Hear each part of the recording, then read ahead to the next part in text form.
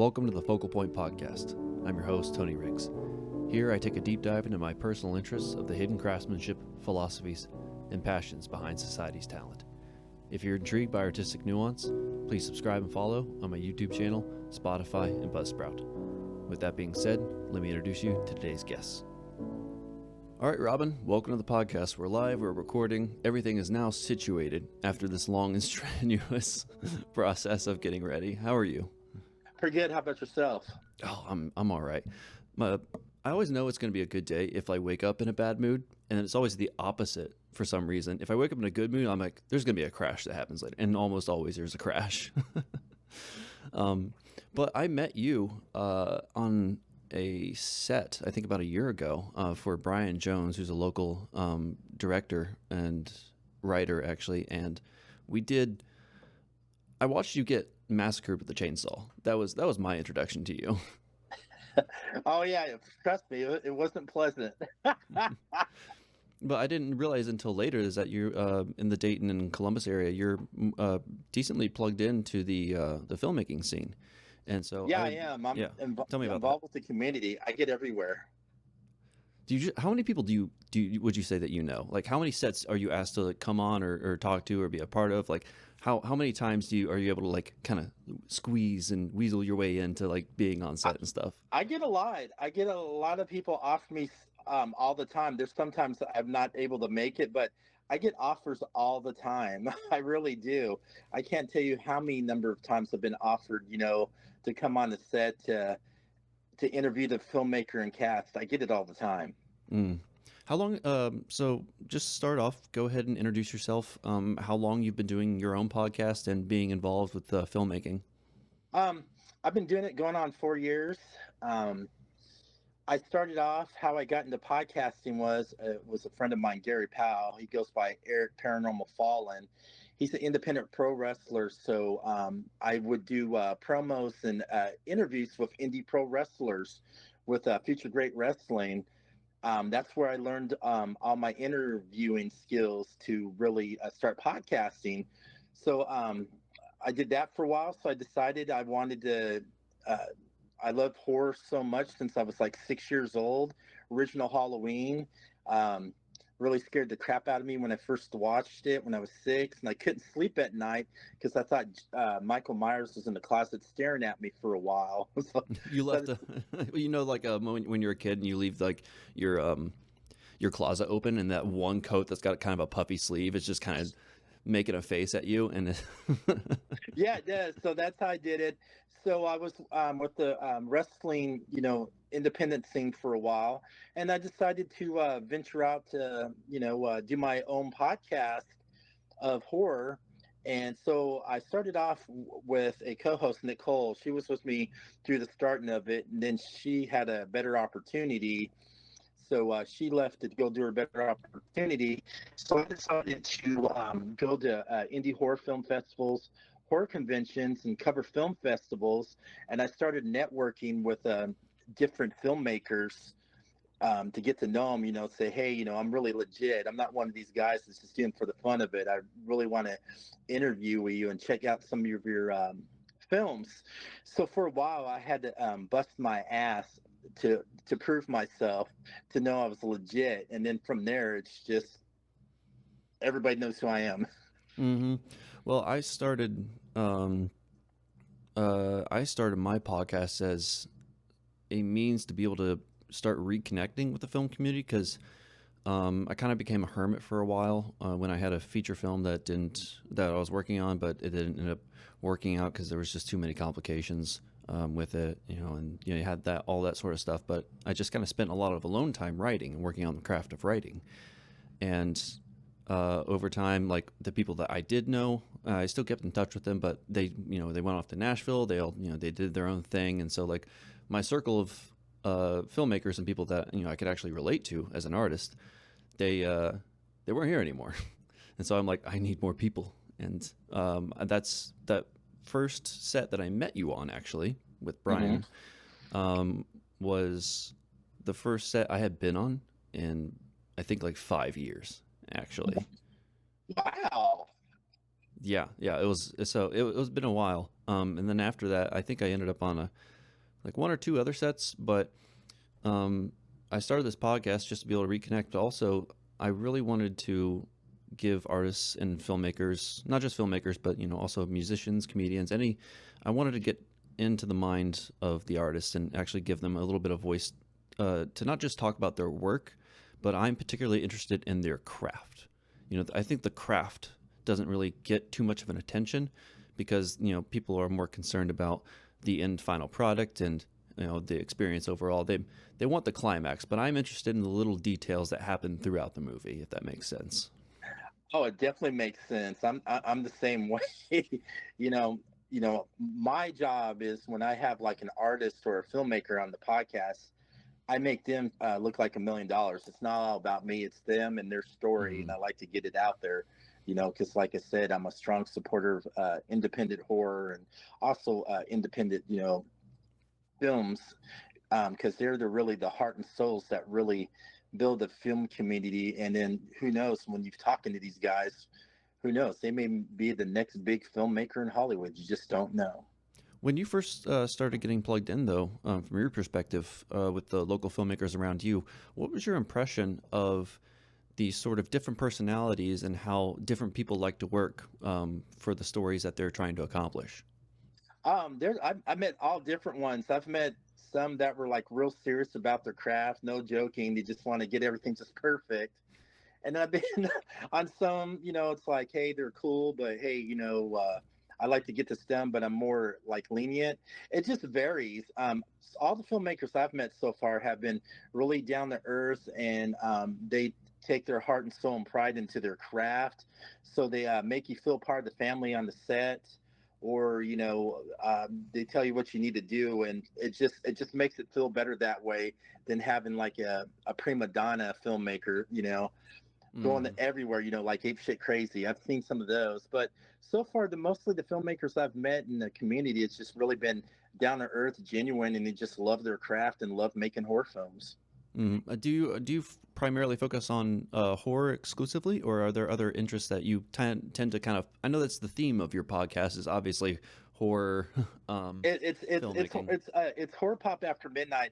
I like to also do a little bit of pulp culture, but some reason horror just keeps on dragging towards my way, And don't get me wrong, I love horror a lot, but there's It other could be in the genres, title. That could huh? be because it could be because of the title. I'm just saying. Yeah, it is horror pop. I did it because horror and then pop culture. That's what it really means. But Oh, okay, like you gotcha. said, a lot of people think it's horror, and I don't mind that. I mean, I get a lot of PR people sending me screeners all the time. I have like filmmakers from all over just hitting me up. I've never met before. It's like, hey, I heard about your podcast. Is there any way you can like have me on so I can plug my movie? So I I get get a that lot every of. now and then too. Actually, I thought I was the only one. No, I get it all the time, and I mean I get so many I can't interview everybody. So what I usually do if someone reaches out to me like that, I do a lot of research. I get real depth in it Hmm. to see if they're really legit or not, or what they've done, or I will dig from their social medias if they have like a website or anything like that. I'll dig deep into to see if they're really legit or not. I So go stalking too. I stalk the crap out of them. yeah, Especially and if you and want the to come cool on my thing. show and be like, okay, this is my stuff. I'm like, now granted, there have been one or two times where like I should have probably done more research, a little bit more research, and then I'm like, oh, okay, all right, we're gonna see, what the best, see what the, I'll give them the benefit of the doubt. Let's see what they have to say. Oh, I usually do that too. And another thing too, how I do my interview approach when I have a filmmaker or an artist on, I'll talk about their project first, and then like we just talked about, I'll do research on some stuff that they enjoy. So I dig deep, to find something. So I'll pop up something to be like, hey, how'd you find out I like this and this? And they like talking about it. So I like to make it a mix from the project to what they enjoy, and I make it like how you and I are talking, like two guys sitting on the porch with a bottle of beer, looking at the sunset, Hmm. just talking about film and horror and all that. That's the type of podcast I do, and then every time a guest leaves, they always thank me because I always talk about different things they don't get a chance to talk about. Like, for example, who did I have on? Oh, who's that film? I can't remember her name. She was on Traumatica. She's a known actress, uh, Rebecca Kennedy. So I did a lot of research on her because she's in this upcoming Traumatica film where Okay. so I dug some stuff on her, which she enjoyed, and she really liked that. So when we got off, she's like, I'm glad you talked about the film. She goes, but I love how you talked about things that I'm interested in, because when you listen to some podcasts, they'll have a filmmaker on, but they won't do the research. They won't watch the film. They won't like get into detail what they like or what they didn't like the film or what really got them in the film because most podcasters don't do that, and a lot of Hmm. filmmakers you have on like it when you like talk about the film if you really saw it or not, or for example be like, hey, I love this pan shot you did on this scene in this room and you added the different color tones to really make that scene like a twist in the film. I like to talk about stuff like that, and a lot of filmmakers like it when you pick stuff out of their film. Well, it's because it shows that you paid attention and that you Yeah. actually gave a crap. And because there's so much work that goes into making a movie, and when you actually pay attention to those sorts of details, then they start to appreciate the fact that you respect the nuance of their thinking and their creativity. And then that rabbit trails off, and they actually get a really, really excited to talk about the things that people don't actually really ever ask them about, like why'd you choose this shot, why did Mhm. you decide to go with this direction, and then that opens up a whole can of worms where they just you reveal who they are, you know. And they like it that way, and that's the best way if you're really going to interview somebody. I always tell people if you're going to get in podcasting and interviewing, Hmm. do your research, watch the film wherever they show you, uh, know what you're going to say to them, because if you don't know what you're going to do, you're going to make yourself look bad and you're going to make your guests look bad because you're not like totally prepared. I've had guests where they were bland. When you ask them a question, they don't know what to ask. So, so since Sometimes you got to really work for those answers, especially yeah, introverts. and since I interviewed indie pro wrestlers back in the day, I learned how to play off of them, like a character. So I've been in situations where I had to play off my guest to make them sound like $1 million instead of sounding like very bland. I've had some guests like that. Well, generally, in my experience, when somebody's very introverted, they usually actually have a lot to say, but they're uncomfortable because nobody ever really asked them about it. And you really got to work hard to actually like open that can of worms and to see what's actually underneath the hood of the vehicle.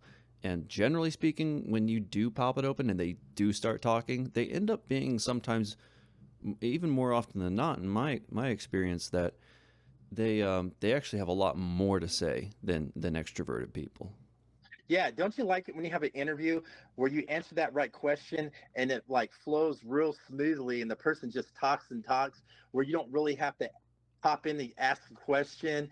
You let Hmm. them smooth it, and then after that, and then you like cut in and then you answer another question that goes smooth without you like even asking any questions. I love those type of interviews. Oh yeah, they end up making a good dance partner when it comes to conversation. Yeah, or I've had some that made me look like $1 million too. Like when I ask if I'm not sure of a question, they know what I'm talking about, and they'll make me. They'll be like, "Oh, you mean this?" And I'll be like, "Yeah, that's right." When you first started interviewing people, Hmm. how what was the first series of behaviors or maybe even mistakes that you realized you had to correct for in order to be a better presenting host and interviewer? Oh man, I remember when I first started, I was so green. I mean, green. That's the term what pro wrestlers say when you're just getting into the business. I mean, I'm not Hmm. part of it anymore, but I was so green. I was nervous. I was scared. When I was interviewing people, when I first started out, I was stuttering. I didn't know what to ask. I kept on asking the same questions over and over again, and not really, popping it up to them to make it look good. just real nervous around them. If I'm like a person interviewing somebody, when I first started out, I was like real nervous, and I kept on like stuttering a lot. So Mm. if you listen to some of my earlier stuff, you'll hear me like stuttering, or I don't even know what the hell I'm doing.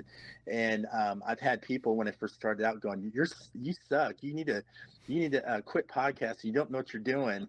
But it's like I just ignored it, went on, and I started improving the more I go. So every time I had like my first interviews, I would learn from each interview what to ask, what not to ask. I need to do more research on this and this to really pop out the interview. So I was like really lost. I've never done podcasting in my life before. When I first started out, I was green. I didn't even know what to do. I was still trying to get my name out there. A lot of people didn't take me seriously. So I had to pay my dues. I'm still paying my dues and learning, but I had to go out there and bust my ass to really have people noticing me. And it was hard for me to get into indie horror film festivals at first too. I had to like. I'll give you a good example. Jason Tostin, he's out in Columbus. He owns Nightmares Film Festival. Mm-hmm. And when I was like first starting out, I reached out to him and say, hey, I would love to get a press pass. And I got to do that. I got to figure out how to do that. yeah, I got to I'll start teach. getting. We'll talk about that. I'll show you how to get press pass. But so I would reach out to him, and then he looked at my stuff, and he's like, "You just don't seem like you're like really serious about what you're doing. You seem like you're just doing this for the fun of it, just to say, hey, I'm doing this. You're not really, like being serious about it when you want to interview people." So when he told me that kind of hurt me, because I mean I was just first starting out. It's like my first year I was starting out.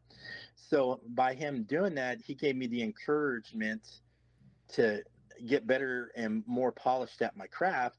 So I was like, okay, he's not gonna give me a chance. All right, I'll just go out and make a name for myself. So I started reaching out to different film festivals. Same thing. A lot of them said yes, and a lot of them said no. So the next film festival that really gave me my big start, actually two of them before Jason finally accepted me, was Days in the Dead by George Lane and his wife Audrey. Mm. Um, they have a they have so many different Days of the Dead in the United States, and they have the film festivals, and they always give these young filmmakers a chance to show their stuff because they're really open and they want their stuff to get out. So they heard of me, so they gave me a chance, gave me a press pass, let me run and do the interviews of the film festival, which was really good. I got experience. And then the next one was Whorehound. So Zoe Judge, she runs the whole film festival. At first, she was real iffy on me too, but she gave me that chance without questioning me. She just said, "Okay, let's see what you can do." So she let me do that, and I just showed her I can do it, doing interviewing. So after that, I started, just getting better at, my craft and interviewing.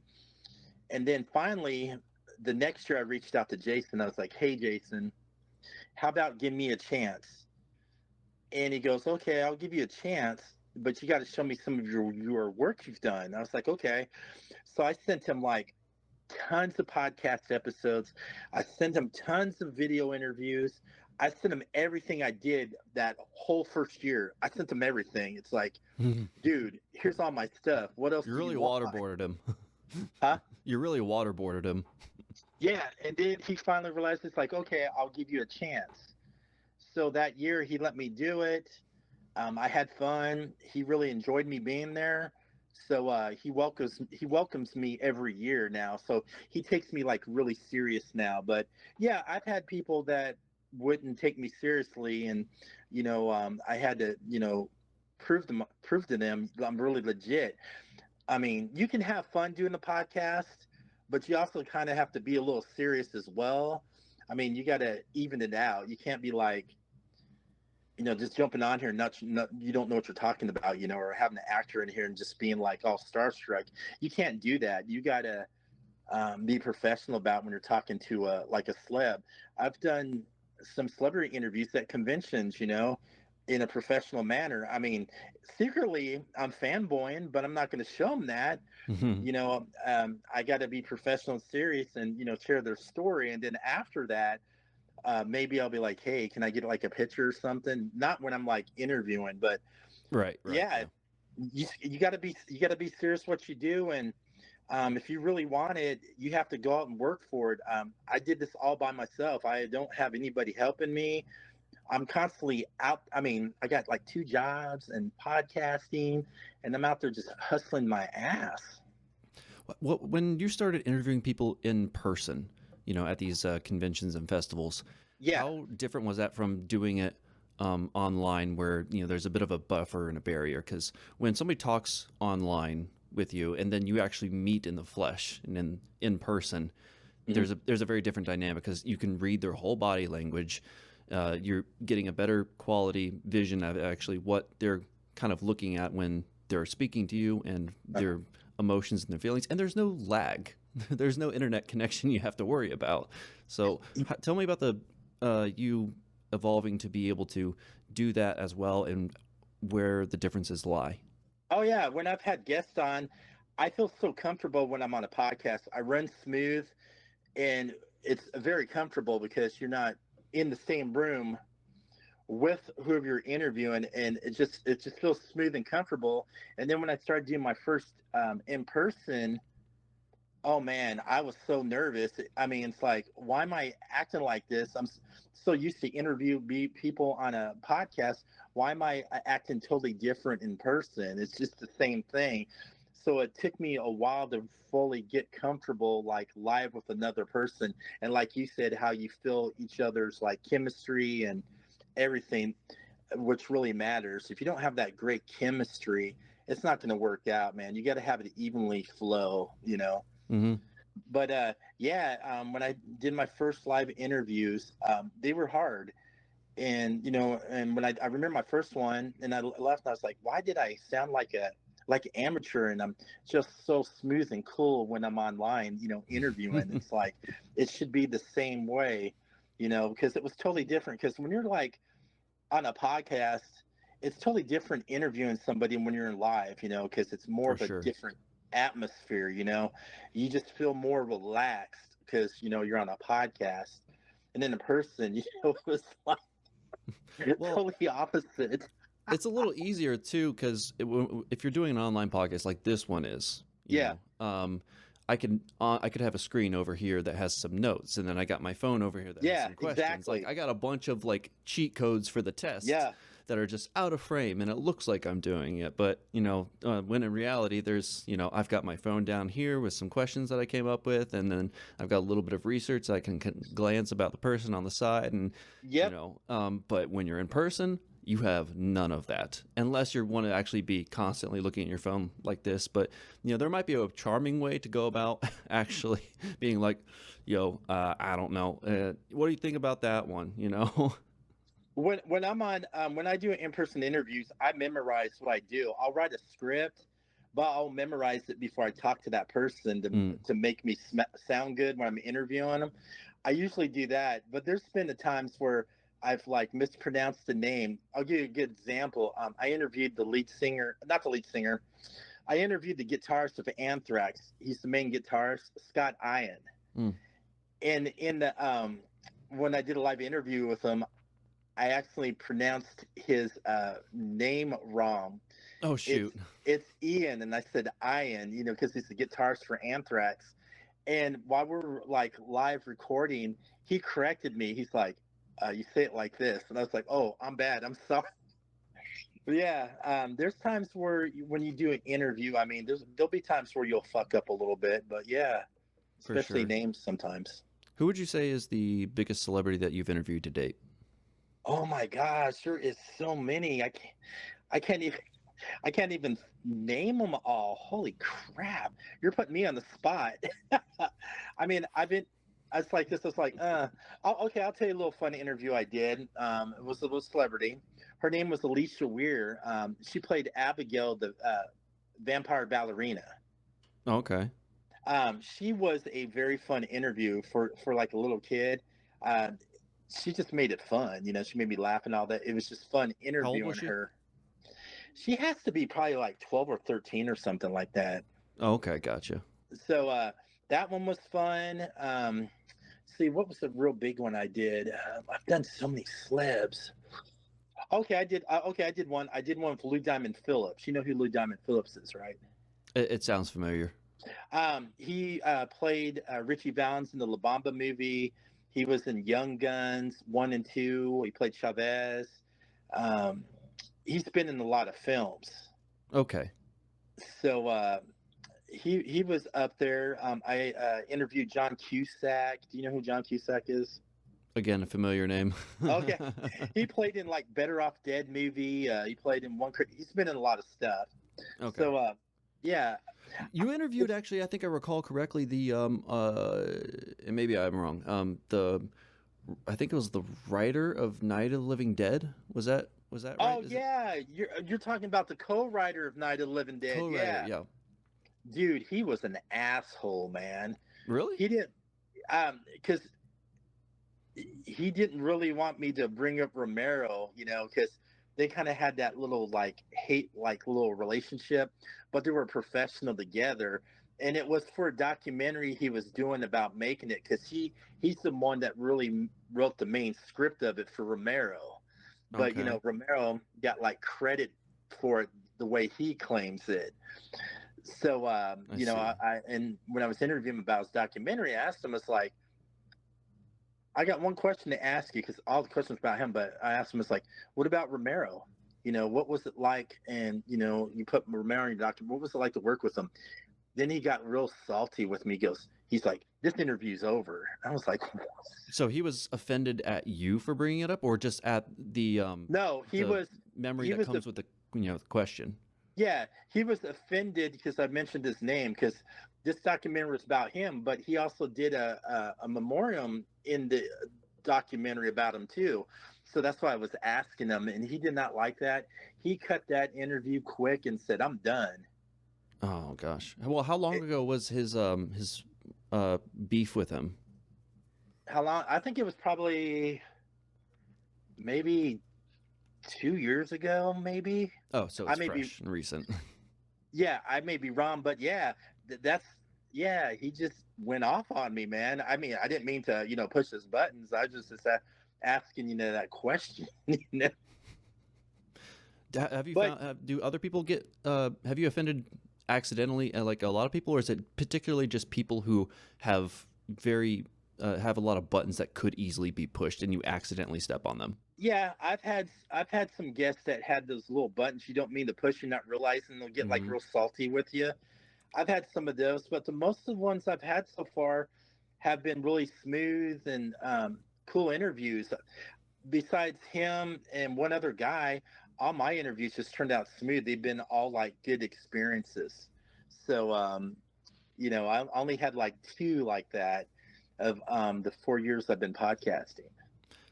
Well, give me a little bit of insight into how you like to choose your guests when you're going through the material and you're checking out to see, okay, maybe this is something that I think would be good for the show, but also personally that you're interested in.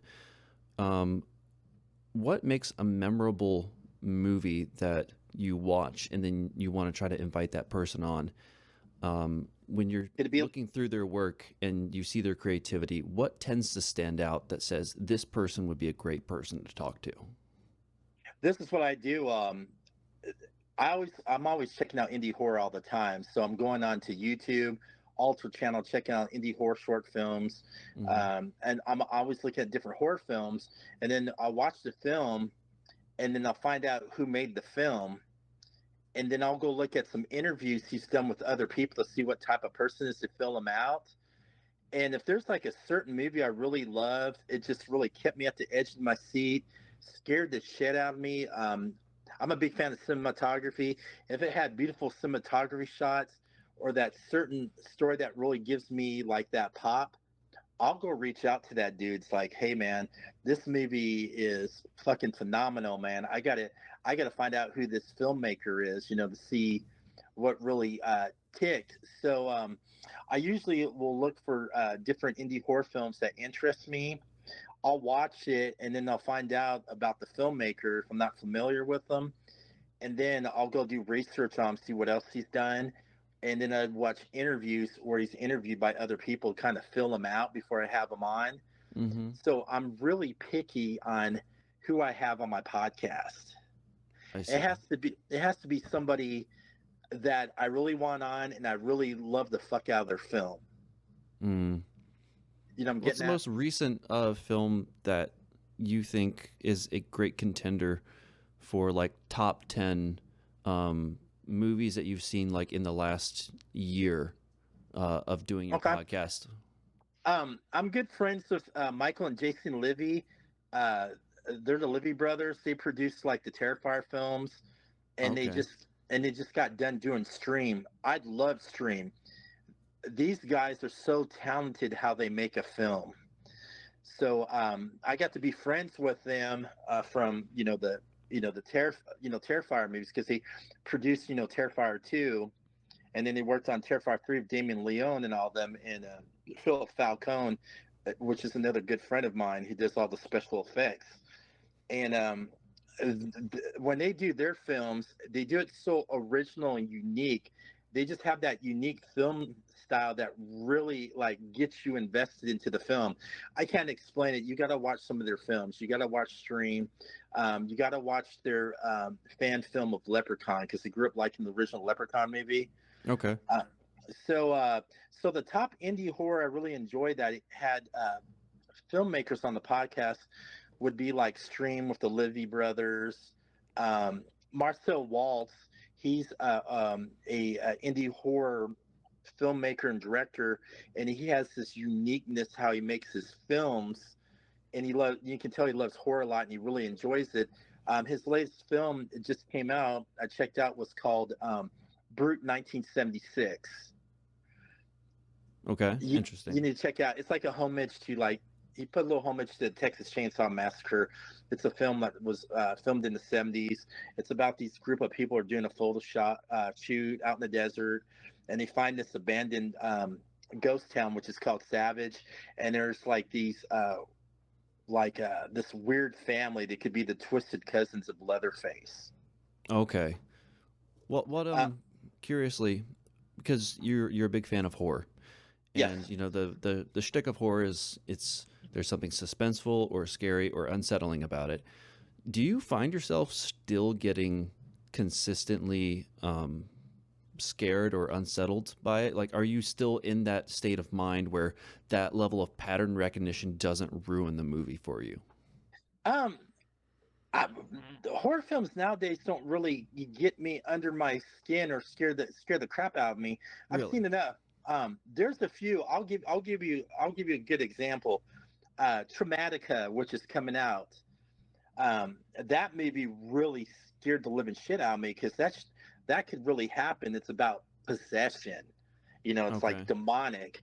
So that really got under my skin and it kept me at the edge of my seat. The type of horror films that would really freak me out is I've talked to a lot of indie horror filmmakers when they make their films. Some of them do it based off their trauma, or like if they were like abused when they were growing up, so they write it out into a horror film, which makes it real legit and scary. Those type of films will really get to me because you know that trauma or that um, fear or abuse they had you can really feel it how they write it into the characters in the film. You Mm-hmm. get me? Yeah, yeah, I do. The thing, my favorite horror series is probably the Conjuring series because it's based off some real people and their experiences and the journals that they actually wrote down. And I think the latest one actually is I forget what it's called. It's the It's Conjuring Last Rites.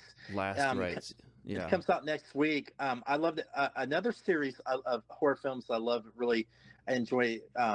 Still scares me a little bit are the Insidious films. Oh, I love those movies. And Aren't because they like those great? they're great. They're so great because it's the best horror films aren't really about horror. Yeah. It's about the plot and the people that are in it, and you know the struggles that they're going through, and the horror just ends up being the traumatizing element, and it's not the end all be all of the film. It's very my type of horror, honestly, is it tends to be more suspenseful than like jump scares and blood. Oh, you like my favorite type of horror I really love. I love more of the psychological that really, Yeah, really yeah. messes with your mind. And plus that certain like film score that gives that eeriness while you think with your mind, it really like builds you up and freaks the living shit out of you when you watch the film. I like more of the psychological. Um, I'm not real big a fan of gore horror films. I've seen a lot of gory horror films. Hmm. I mean, there's some good ones up there, but I'm more of a psychological paranormal horror type of guy. The most recent horror movie that I saw, and I think this might have been maybe last year that sticks out in my mind, is I think it's a foreign film. I want to say, Okay. is it French? It might. It's either French or Spanish, Okay. but it's called Martyr.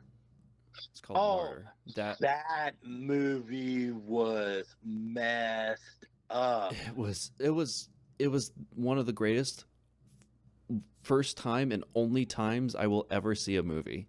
You know what? Because I'm sure you know what I'm talking about.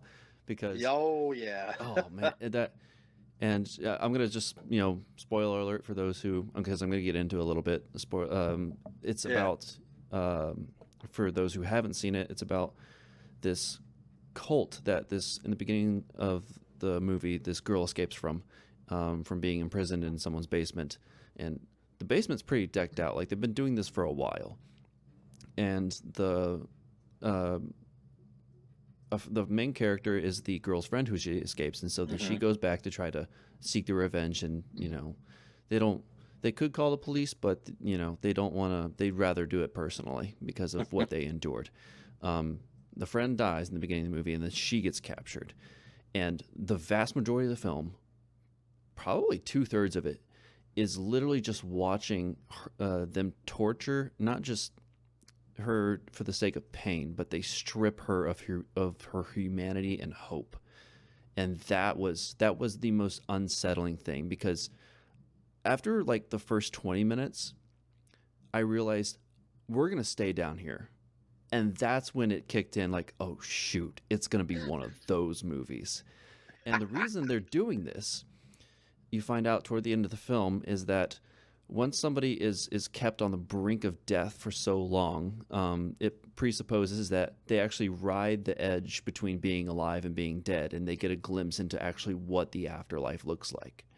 And they finally do it, and the head cult leader walks down and listens to what the victim, the main character, says about what it is before she dies. And then because they've been trying to do this for a while, and this is the first time I think it's worked. That's how I understood it. And once they have this ceremony to bring the whole cult to actually hear what the answers are because they've been Yeah. doing this for a while. She says she locks herself in a bathroom. Someone asked her what she's doing, and they said, "Keep dreaming," and then she blows her brains out. I know that was intense. I'll give you another intense film you got to check out. This really gets you too. It gives you a gut punch. I checked out this film. It was called Beaten to Death. It's an Australian, thriller type of horror film, Mm-hmm. and it starts off where this guy and his girlfriend wanted to score some cocaine, so they follow. The guy takes them out, middle of nowhere to get cocaine, and then crazy stuff starts happening. So he ends up killing the drug dealer before he did, the drug dealer tied him up. And I'm not going to spoil anything, but just starts beating the shit out of him. So Mm-hmm. through the whole movie, he's trying to survive, being fully beaten up. So there's another obstacle that keeps on getting in his way. He gets beat up even more, trying to, get out of this like cycle of getting the crap beat out of him. And it really fucks with you emotionally, punches you in the stomach. And towards the end, it was the most devastating endings you would ever see. Your jaw will drop. Mm-hmm. What's the name of it again? Beaten to Death. Beaten to Death. It's a very on the nose title. I hope it's Yeah, as good as you that's say what it it is. is. It's like Beaten to Death. But I'm not going to give any spoilers, but you really get in the movie. It's like a little slow burn a little bit, but towards the middle it starts really picking up, and you really get invested in it because you don't know what's going to happen, and you're really feeling for that guy too. It's like, holy shit, man! I hope I never get in a situation like that. You just feel that, you just feel his emotion and pain, you know, losing his girlfriend and all that stuff. Hmm. Well, I only know you actually as somebody who's been doing podcasts, but you're a big fan of horror, and you're very Yeah. involved with filmmaking. Have have you made? And I couldn't find anything. Have you made any films? Have you been interested in filmmaking? Have you thought Yeah, about trying I'm it out? Yeah, I am. I'm thinking about it. I always wanted to write a indie short horror film. So right now I'm dabbling in it right now. Oh, okay. I'm coming up with ideas right now. I haven't talking to any of the some of my filmmaker friends yet. I'm still dabbling. I would love to make an indie horror short film. I like to do it at least one time. I just want to make it once, you know. I don't want to fully Hmm. get into filmmaking, but I always wanted to write an indie horror short film. So right now, you heard it from me. I'm dabbling in brainstorming right now. I Are you in You'll the see script writing me. process or like the Yeah, brainstorming? I'm writing, brainstorming. So sometime in the near future, you'll see me bust out a horror short. I don't know when, but I'm working on it right now. Well, I mean, you know a lot of people. I hope that you're able to, you know, Maybe I'll make you the you're final gonna. guy, whatever comes up. Um, but no, that sounds great. You know, that's exciting. You know, keep me up to date on that. And another thing I always wanted to learn too, I always wanted to work behind the camera. I'm a big fan of cinematography. Oh, I okay. would love to, you know, jump on sets and just learn from cinematographers to get the experience. I love working behind the camera. I like to be behind the camera and get right into the action in certain scenes, you know, and have my unique vision and style, how I'd film that certain shot. That type of stuff always interests me too, how cinematography will do like certain scenes, certain shots, certain angles. And I love to figure out why he went that way instead of that way, you know. I always wanted to be a cinematographer too. So, yeah. Nice.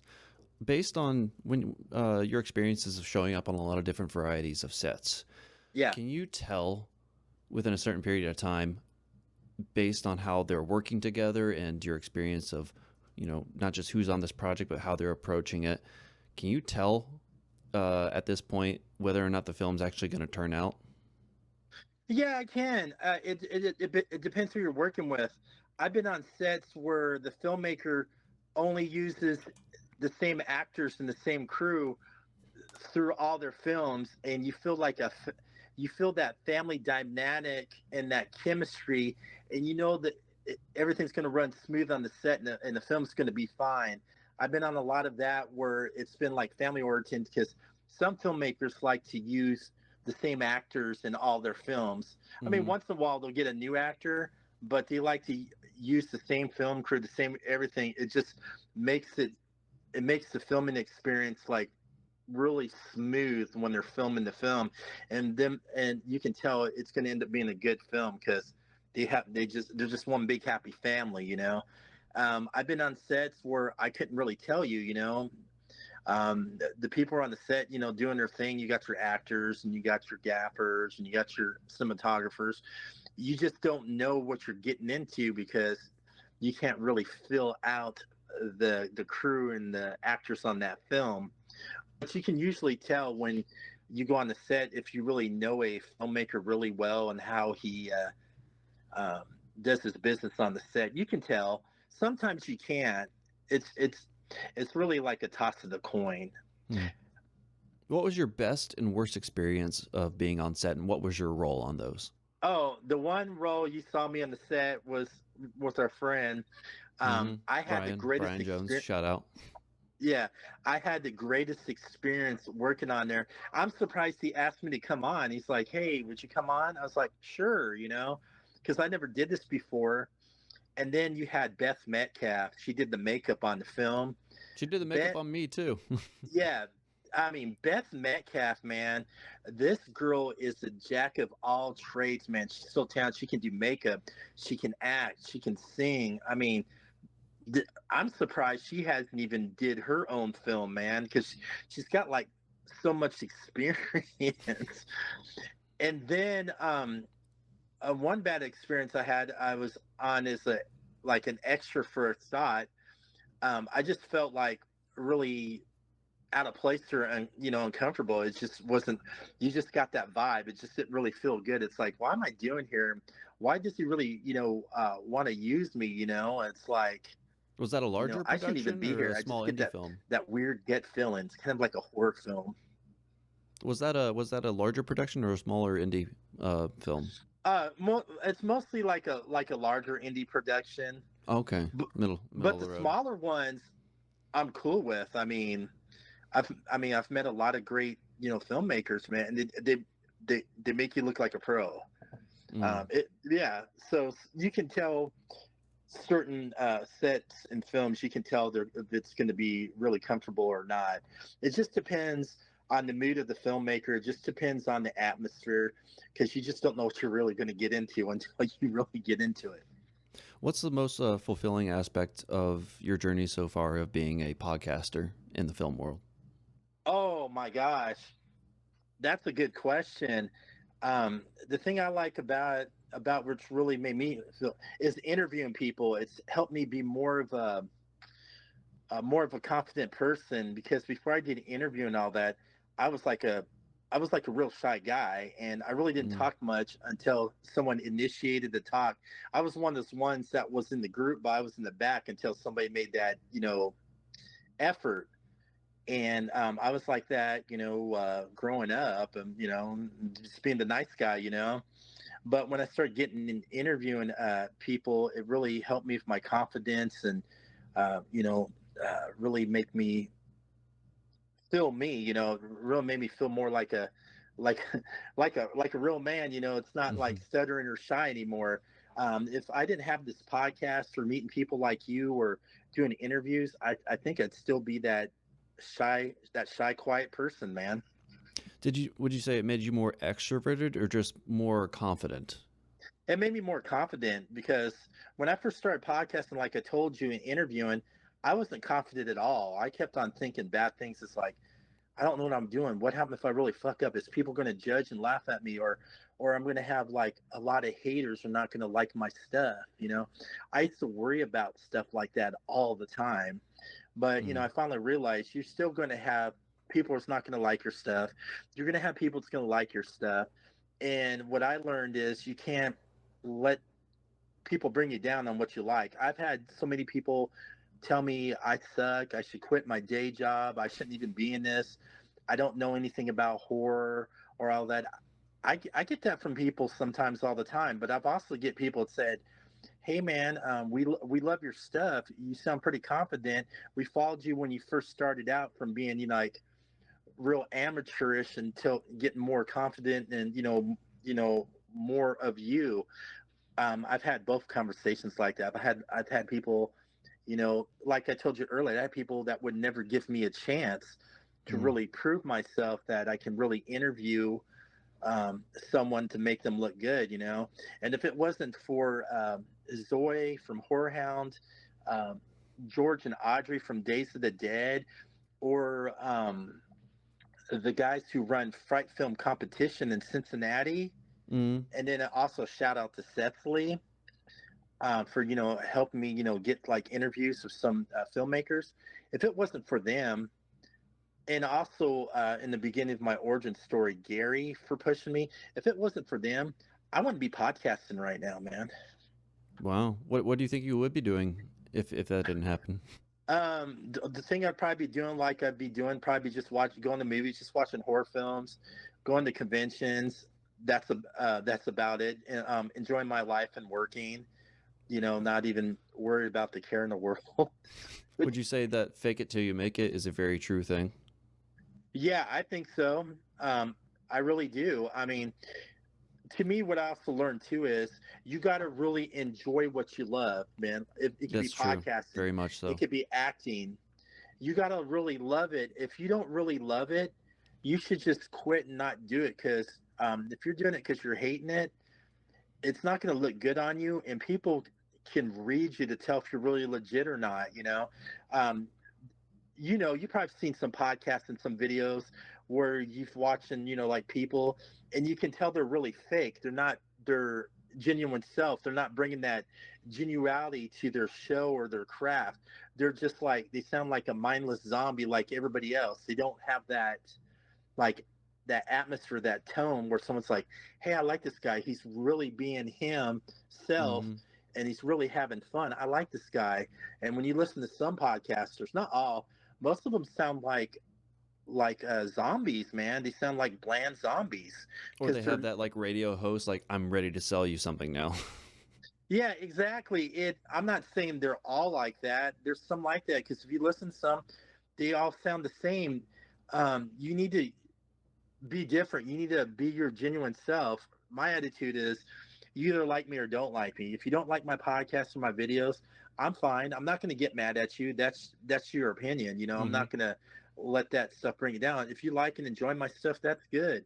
Art You is can follow subjective. me. Huh? Art is subjective. Yeah, and you can follow me or don't follow me. I'm not going to beg anybody to like my stuff or follow me on social media. I'm not like that. I want somebody to really follow and like my stuff. They really like it, because I'm not going to be like, hey, follow me and this and this. I'm not into that. That's the same thing if I want to follow like an actor or a filmmaker.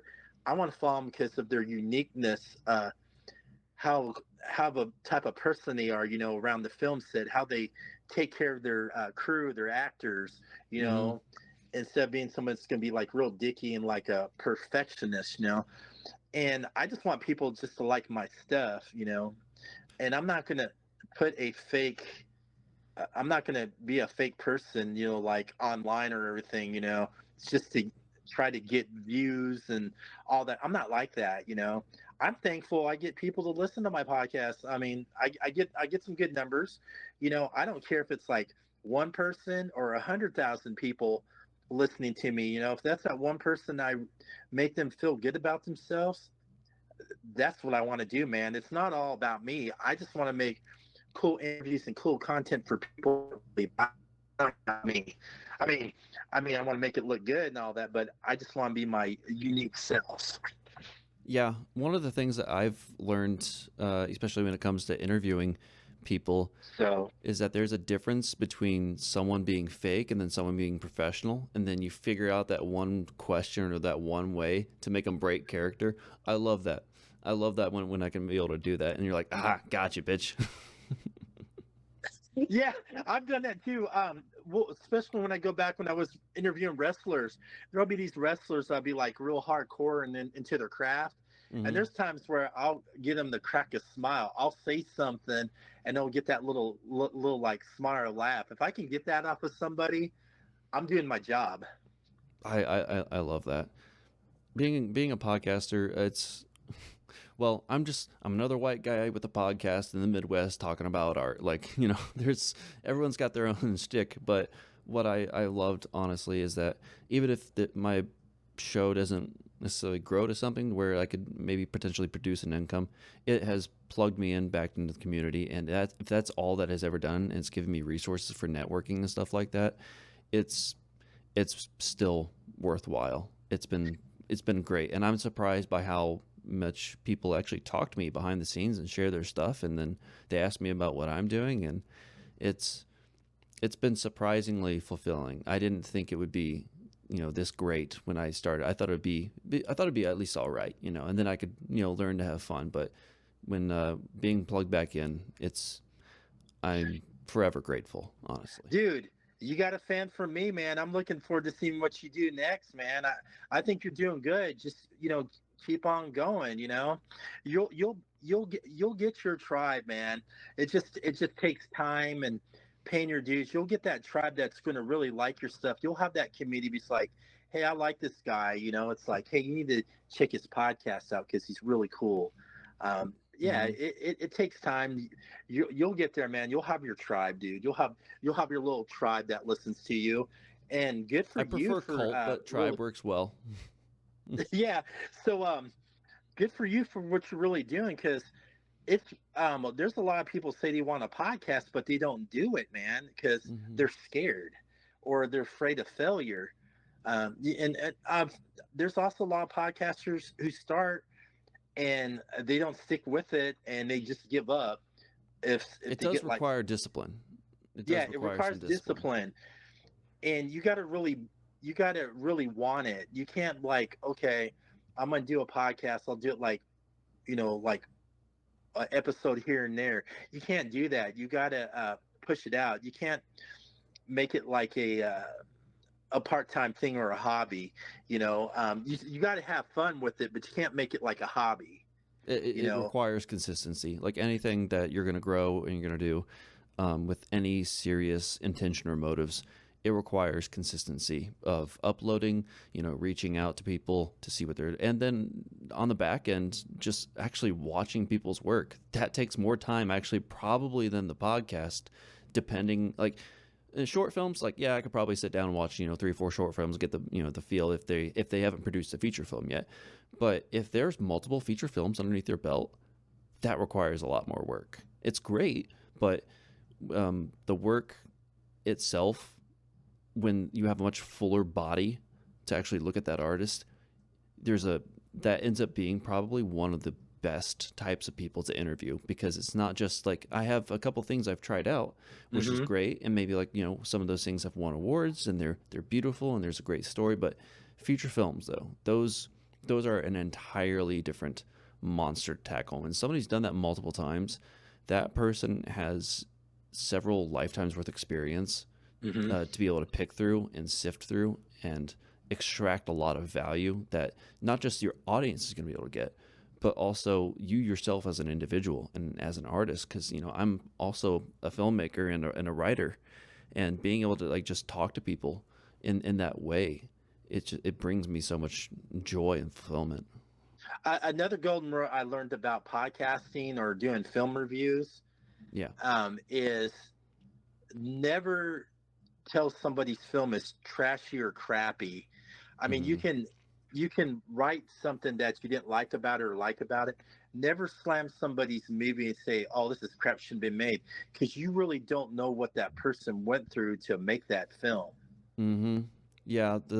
Whenever I see a film that's not great, particularly from a guest, I Yeah. always figure out a way to normally, well, I don't want to say that. There's always value Yeah. to be seen even in the worst works of art, that may not even just that you don't personally like, that is objectively not great. The cinematography was off, the sound sounded like it was coming out of a tin can from the early 1900s, and even if the film itself is crap, like objective pile of dino shit from Jurassic Park, like that level of dino shit, the monstrous pile of garbage, there's still people that they've worked with, and that there's always lessons that they've learned from it. And that's why I think it's not about, I don't think, being positive. It's about seeing the value hmm wherever it can be found.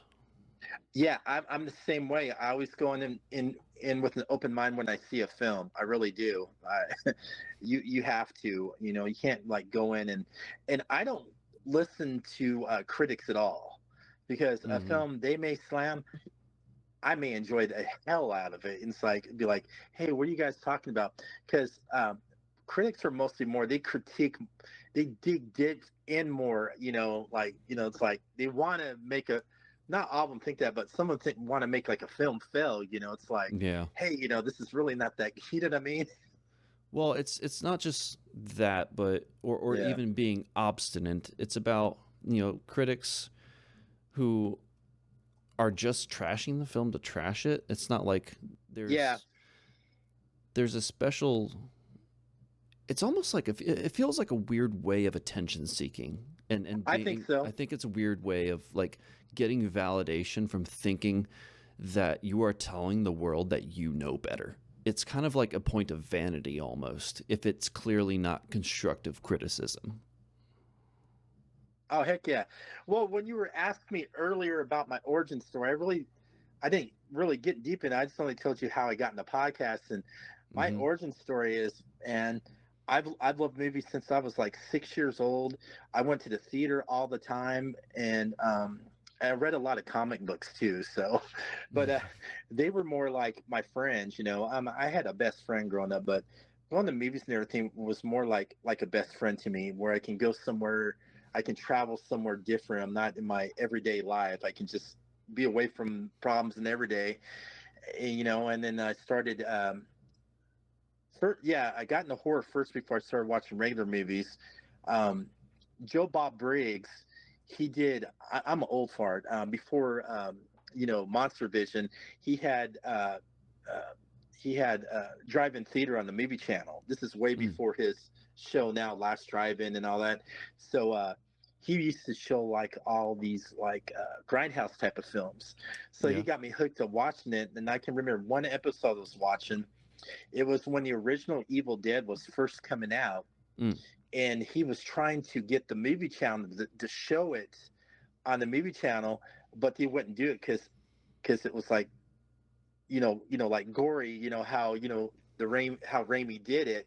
He's like, no, we can't do it. It wouldn't be suitable for certain people. And then he fought with it, and then finally he brought it onto the movie channel. And I remember that night, late at night, watching it for the very first time on TV.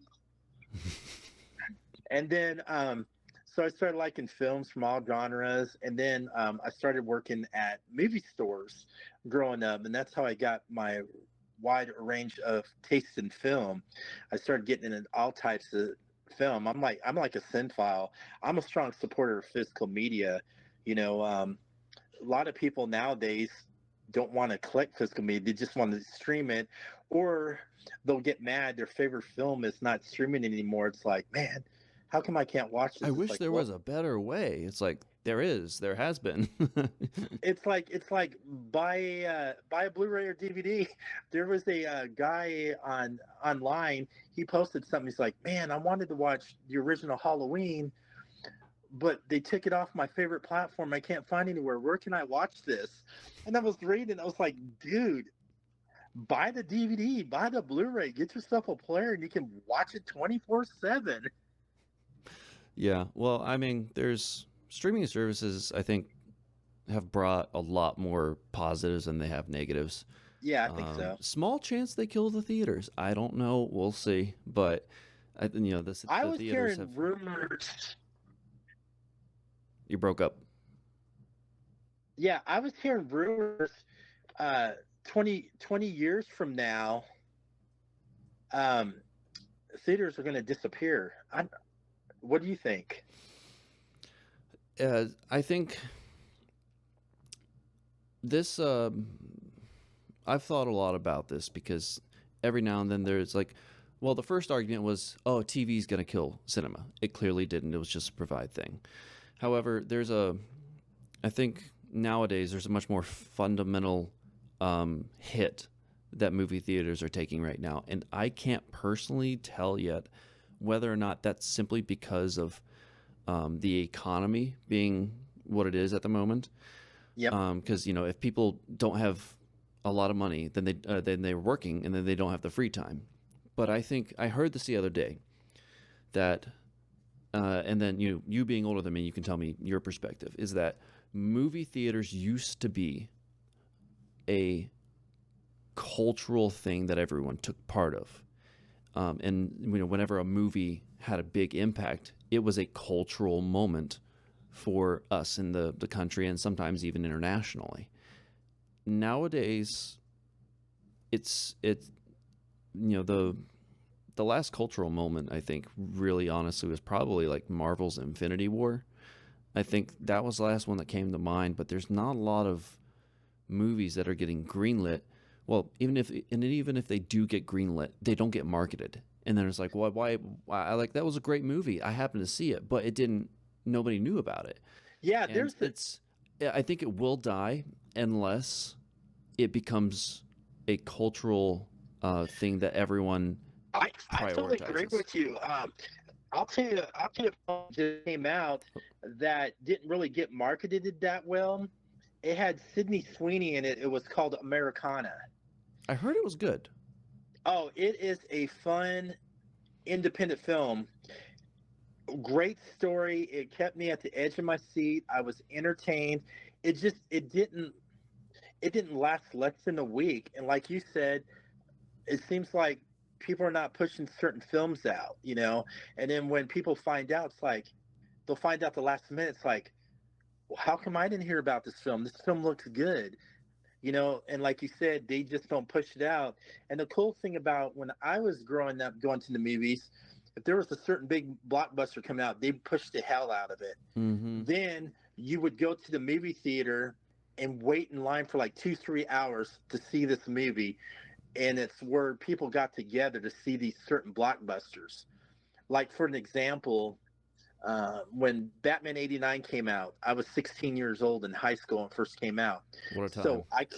So I cut high school and waited 3 hours in line to see Batman because it was the biggest thing there, and that's what I miss. I miss, like you said, being around with people that have that love to go to the theater, stand in line, talk to different people about why you love coming to theater, why you want to see this blockbuster, go in the theater, enjoy it, feel the laughter of everybody, really get into it. You just feel it.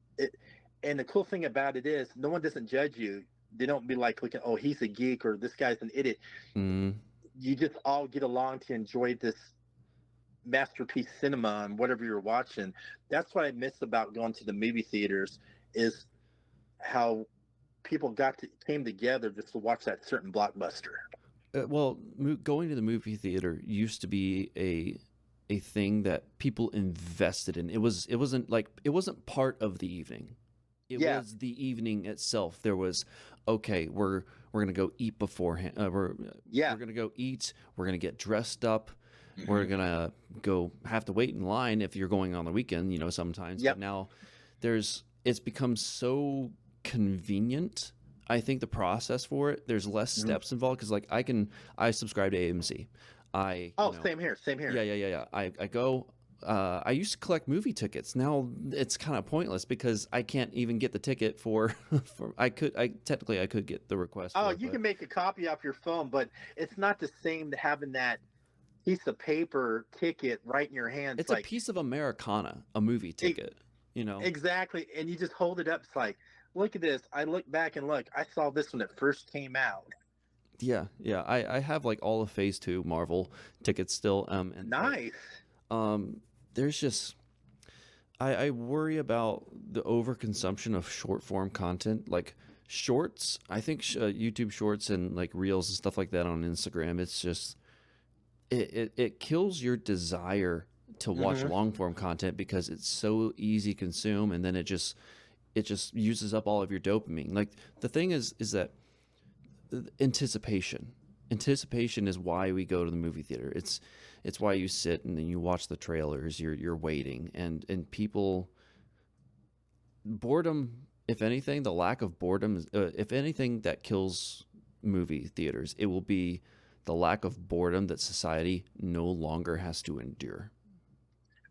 I think so too. And the cool thing back in the day, around like the '80s and early '90s, when I was a kid and all that, going to movies, if you want to see that movie, that was the only time you're going to go see it, because you're not going to see it on TV yet, because because cable wasn't quite around. It was slowly coming, with HBO now, that eventually came, but you would have to go see that film, or if you like a favorite TV show, you had to make sure sit down at that time every day and watch it, because if you didn't, you're gonna get like way behind what's happening. It's like, when did this happen? Well, you didn't sit last week and watch that episode. The thing that I think could preserve and even save theaters is that they're going to have to start making things and marketing them and treating them as exclusive things to go to. And I actually think, and this is a prediction I'm going to make, is that long movies are going to come back because people want to go and have something to be invested in. Like I'm talking like 3, maybe even 4-hour movies again, because Gone with the Wind was a massive cultural moment, and it was a 4-hour movie with like an intermission. I think intermissions might actually make a comeback because people are willing to watch that. They binge entire seasons in a day. And when James Cameron, when people were like criticizing or like critics were criticizing him for a 3-hour Avatar movie. They're like, people will watch a 12-hour season in one day and binge it. I don't want to hear it. And, I have my criticisms of James Cameron, but he's completely right. He is completely right. I think so too, and people binge a lot. I like films like that. I like to go to the theater. Oh, look at the Lord of the Rings films. Look how long those were, and those were entertaining. Those didn't bore me in one bit. I was invested in it, and after Mm-hmm. it was over, it's like it didn't even feel like it was like 3 hours. Yeah, I don't want to go to the theater to watch an hour and a half movie, to be perfectly frank. I want something. Well, first of all, as an adult who works a job and pays Yep. bills, it takes me like 30 minutes just to forget about my responsibilities. Yep. I need a bigger cushion to actually get into the movie, if I'm going to get into it. So I think longer media is actually going to be the thing that saves it, because instead of trying to compete with the constant attention, the only of like reels and shorts, the only thing that can compete and make it novel and separate itself from that is to go actually much further in the opposite direction. I think so too. And when you were mentioning about like TikTok and Instagram, how these short reels, it's like people really don't put much effort in it. It could be something stupid. It could be like a guy riding a skateboard drinking cranberry juice and they'll get all these views. It's like, Yeah, why? I mean it is. I think honestly, I think because on social media, content creators, they make genuinely better comedies in that little bit than what you'll go and see in the theater. And so when I go Uh-huh. and see, that's kind of what I think has killed comedies a bit, because you can go online and watch these like 10-15 minute shorts and you're going to get way more laughs out of it Yeah. than a longer like hour and a half comedy movie. Talking about like Mall Cop, these other things that tend to be like in the late 90s and the early Yeah. 2000s, comedies were popping. Jim Carrey during that time, and Adam Sandler. Adam Sandler and Jim Carrey, I'm pretty sure, ruled comedy for like They a did. solid 15-20 years. Yeah, they did. But those movies just aren't in the theater anymore, and I I want the longer format. I want honestly 3-4 hours to be justified. I think so too. And you're right. I feel like comedy movies are not popular anymore because you rarely see a comedy. There'll be one here and there at the theater. That's it. There's not a lot of comedy anymore. Not at all. Hmm. Well, the other thing with comedy is that in the day and age we live, companies are really worried about like getting protested and canceled and Yeah. stuff like that. And the whole point of comedy is to push buttons. Mall Cop. That was a funny movie, but it was also made back in the day where the saying was "fat is funny." You Yep. know. Or look at Blazing Saddles back in the day. If they Oh did a God. movie, if they did I a movie love like that that movie. today, oh, there'd be a big protest. There Where are would the be. white women at? Yeah, exactly. Or Ace Ventura. You did something like Ace Ventura today, it'd be like attacked. Tropic Thunder. Yeah, Tropic Thunder. Robert Downey I, Jr. doing blackface, and then every black yeah, person's like, "That was amazing." yeah. Like I said, they don't make good movies today like they did back in the 80s and 90s. I mean, it was fun. Everybody watched it. No one didn't get offended by it. They just went and enjoyed it. Now, Hmm. like you said, studios and all that are being real careful. What they show and what not to show, which I think sucks. Really, how I see it. If you don't want to see it, don't see it. Don't run it for everybody else. I thought about like, is there a way, like, because sometimes like my creativity comes from like thinking about a problem and how can I solve it. And if the Yeah. solution was a movie, what would I present as a solution? And I think if comedies did come back, you just need to go ham on it. You need to deliberately try to make the most offensive movie possible, and basically like South Park or Family Guy it, and just hit everyone. Hit everyone. Make it Or fair. Team America World Police. I I I've seen a ton of clips from that, and it's not kind of on my list to watch. Sit down and watch my friend a little bit You tipsy. you need to watch it. The movie's fucked up and funny, dude. You need to watch it. The more fucked up something is, the funnier it tends to be. See, that's the cool thing about South Park, man. Those guys go after everybody, and they're still going strong. That as long as they play fair, just play Yeah, fair. That's it. You know, they do. They make fun attack of everybody. everybody. Yeah, I love South Park. I haven't seen a lot of them, a lot of the episodes lately, but you know, they're still going strong, and that's the reason why they're popular is because they don't give a crap. They just do it. Don't make fun of everything. They had some specials where they were making fun of Kathleen Kennedy for ruining Star Wars, or I saw they, that. yeah, they did a special where they're making fun of people taking those shots to lose weight. The Ozempic drugs. Yeah. And then they had another one about a popular energy drink. They were making fun of people of certain energy drinks. It's like, you got to have this. You got to be cool. Yeah, I mean it's true. There's truth in every joke, you know that, and that's why it's funny. It's because like yeah, I never thought about that before, but that rings a bell. It does. Or look at Family Guy. Family Guy's going strong too, and they're offensive too, man. Mm-hmm. Well, that's kind of why it's funny is the self awareness of comedy. Hmm. You know, looks at the flaws of something and then points out the irony of it. Yeah. That is comedy. But when you're trying to be, when you're not trying to offend people, I watched a comedian live actually, and he Okay. bombed so hard, and I noticed, and I picked up on the pattern of how he was trying to convey jokes, Yeah. and I realized he was tiptoeing around trying to not offend anybody in the room, and all the comedians were successful, they weren't afraid. The jokes weren't always there, but they weren't afraid, and it takes a level of humility, I think, to actually enjoy comedy. Yeah, it does. Or back in the day, I used to love Sam Kinison, man. That was the most offensive, obnoxious comedian that ever lived, man. Him Hmm. or Andrew Dice Clay, or Eddie Murphy back in the day where he was very, very vulgar. I, I I honestly, even despite like the direction that maybe some things go, because it's very easy to be like a doomsayer. Yeah. Um, I think it always ends up balancing out somehow, and I think there's not necessarily a lot of reason to worry, because normally if something goes away, something better comes back in its place. Yeah. But I totally agree with you on that. well, Robyn, it's been great getting to know you. Finally, I hope. I appreciate you coming on, and Hey, it's been. hey, Do you have any? anytime. Hey, anytime, man. I appreciate you. Thank you for asking me. I really don't get that many people interviewing me.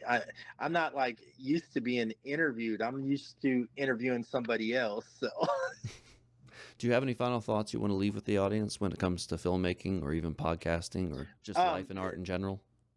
how I see this, man, go out there and support indie horror and indie filmmakers out there, because they really put their heart and sweat into these films, man. Get them pushed out more because more of them are coming to the theater. Just go, give a chance to a indie filmmaker. Go to a festival of theirs, or just go out there and just support some great. There's some good indie films out there that people don't really realize are just as good as the mainstream films. Um, Mm. Podcasting wise, you can follow me at Horror Pop After Midnight on Spotify, Apple Podcasts, and all those great platforms out there. And anybody, if you decided to make a film or podcast or do anything that your heart desires, do it. Don't let people put you down. Don't let people tell you can't do this. Do it. Learn it. Pay those dues, man. The reason why, and just keep on moving forward. I mean, it's really hard. You're not going to be like big overnight. I'm like you. I'm not trying to look to be famous. I'm here just to have fun. Have fun, whatever you do, filmmaking, podcasting, or whatever. Do it for the fun of it. Eventually later you'll get your following. Just have fun with it. Don't let people tell you anything different. Don't let them put you down because you want to do this. And if you're scared of podcasting or doing a movie, don't be. Just do it and just learn from it. We're only human. Just learn Mhm. from experience. That's my PSA today. Well, Robyn, thanks for coming on. All right, thank you so much, brother. And I'm looking forward to seeing you again in person sometime too, or maybe at a film festival or something. Who knows? Yeah, yeah, I'm sure it'll happen. I mean, we live in our communities are close enough. Exactly. And if you have, oh yeah, I'll talk to you when we get off about how to get press passes and all that too. But, anyways, all right, thank you so much. Thank you.